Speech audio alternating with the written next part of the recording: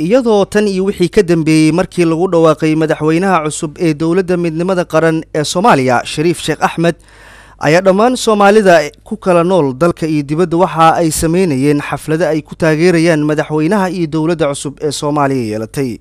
haddaba xubnaha jaaliyadda Soomaalida ee ku nool waddanka Netherland ayaa ku qabtay munaasabad weyn oo lagu muujinayay taageerada ay u hayaan madaxweynaha iyo ra'iisul wasaaraha cusub oo uu soo magacaabay Cumar Cabdirashiid Cali Sharmaarke hotelka NH oo ku yaala bartamaha magaalada The Hague ee xarunta waddanka Netherland.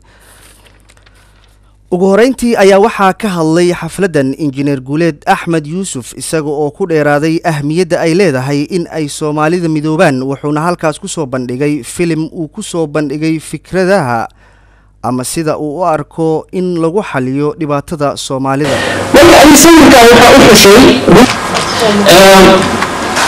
aniga runtii daacad ka ahay dowladii hore jirtay tii ka horeysay tii ka soo horeysay aniga waxaa idin lahaa dal iyo gardaro ninka maanta loo dhiibay meeshaas oo howshaas maanta maaragta Soomaali hormood u ah inaan daba haysano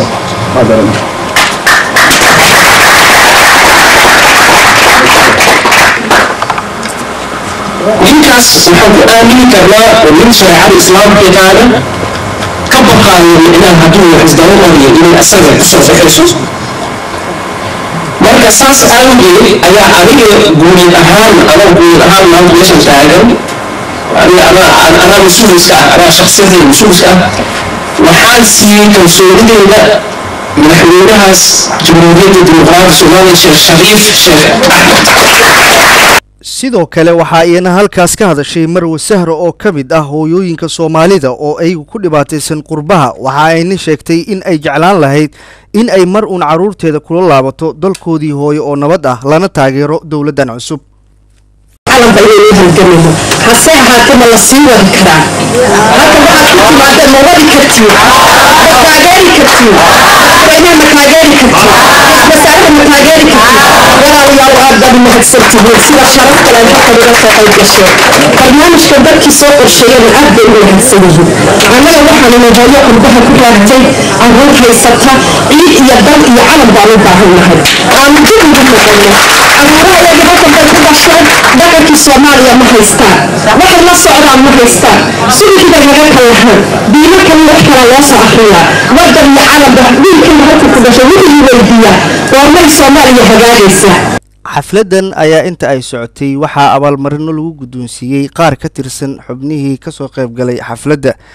iyadoo sidoo kalena TV-ga caalamiga ah ee Universal halkaas lagu guddoonsiiyey abaalmarin doorka uu ka qaato nabadeynta Soomaalida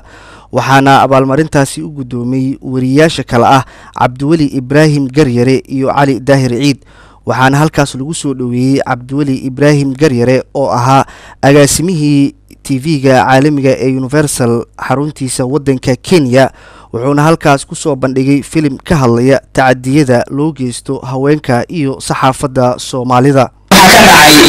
dhibaato tii ugu xooga badnayd dadka qaar way soo carareen laakiin haweenka qaar baa waxay iyagu ku mashquulsanayeen inay xaaladda aniga ugu jiro darteed ay sameeyaan howlo nadaafadeed muqaaladaad imika arkaysaan waa 25 haween lagu hubo bogaay qarax baa lala beegsaday magaalada Muqdisho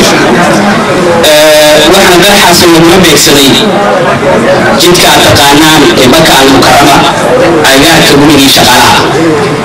waxay haweenkaasi xaaladda adag ugu jiray u garteen wadooyinka imika uu injineerku soo bandhigay bal inta karaankooda inay xitaa qashinka ka qaadaan laakiin abaalkooda wuxuu noqday sidaad imika arkaysaan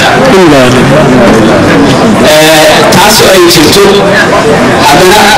warbaahinta telefishinka Universal uu ka mid yahay waxay isku mashquuliyeen bal inay ka hadlaan tacaddiga baahsan